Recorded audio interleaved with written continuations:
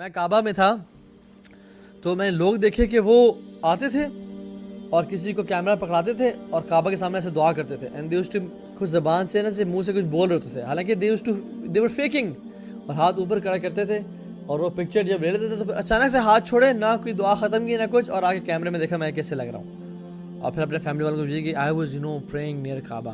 یا اللہ، حالانکہ یہ شخص دعا نہیں کر رہا، یہ شخص پوز کر رہا ہے کعبہ میں، بیت اللہ میں، اور عبادت میں دکھلاوا تو حرام ہے،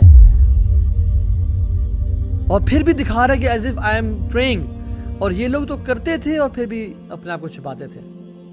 What an irony it is. Such a contrast between them and us.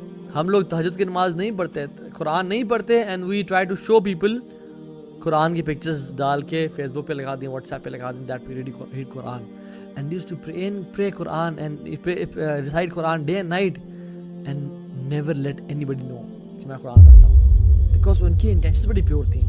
سلف صالحین جب صدقہ دینے کے لیے رات کو نکلتے ہیں نا، اور اکثر رات کو نکلا کرتے تھے، اپنے چہرے کو لپیٹ لیتے اور رینڈملی لوگوں کو پکڑا دیتے ہیں.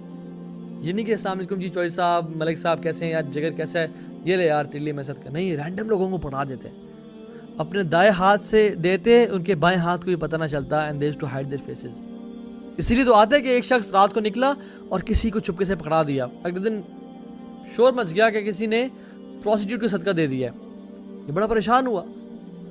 اگلے دن نکلا دوبارہ صدقہ لے کے اور کسی کو رینڈملی پکڑا دیا، پتہ چلا اگلے دن معاشرے میں کہ کسی نے چور کو صدقہ دے دیا ہے. ایسے ہوتا رہا. تو یہ کیسے ہوتا ہے کہ جب انسان اپنے آپ کو چھپا کے، اپنے چہرے کو چھپا کے لوگوں کو صدقہ خیرات کرے. وہ اتنا چھپ کے عبادت کیا کرتے تھے، اپنی عبادات کو اتنا چھپایا کرتے تھے کہ ان کی بیگموں کو بھی پتہ نہیں چلتا تھا کہ یہ کیا کر رہے ہیں. اور فرماتے ہیں کہ آئی نو پیپل جو صف میں کھڑے ہوتے ہیں، نماز پڑھ رہے ہوتے ہیں اور ان کی آنکھوں سے آنسو بہہ رہے ہوتے ہیں، لیکن ان کے ساتھ کھڑا ہوا انسان، اس کو معلوم نہیں ہوتا کہ this person is crying in صلاۃ، because they used to hide their good deeds. 7 لوگ جو عرش کے سائے کے نیچے ہوں گے، سبعۃ یظلھم اللہ یوم لا ظل الا ظلہ، 7 کیٹیگریز کے جو لوگ ہوں گے اللہ تعالیٰ کے عرش کے سائے کے نیچے ہوں گے. ان میں سے ایک کون ہوگا؟ رجل ذکر اللہ خالیا ففاضت عیناہ، وہ شخص جو اکیلے میں تنہائی میں اپنے گناہوں کو یاد کر کے رویا اور اس کے آنکھوں سے آنسو بہہ گئے. ففاضت عیناہ، اس کے آنکھوں سے آنسو بہہ گئے. یہ اکیلے اور تنہا تھا. He was sincere کہ اللہ میں آپ کے لیے کر رہا ہوں. عبد الواحد ابن زید کہتے ہیں کہ the acceptance of your supplications، آپ کی دعا کی acceptance is attached, connected and bonded with sincerity and there is no way you can separate between the two.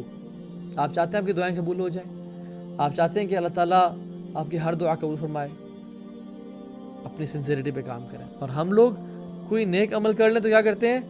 فوراً سے سیلفی لی اور فیس بک پہ ڈال دی. You guys know I'm very I love charity and I love spending money on people and یہ تو مجھے لوگوں کی خوشی، لوگوں کی خدمت کرنے بہت مزہ آتا ہے، اور اپنی تعریفیں بے تعریفیں اور اپنی پروموشن. اپنی زندگی میں کچھ اعمال ایسے ضرور رکھیں جس کے بارے میں کسی کو نہ پتہ ہو سوائے اللہ تعالیٰ کے.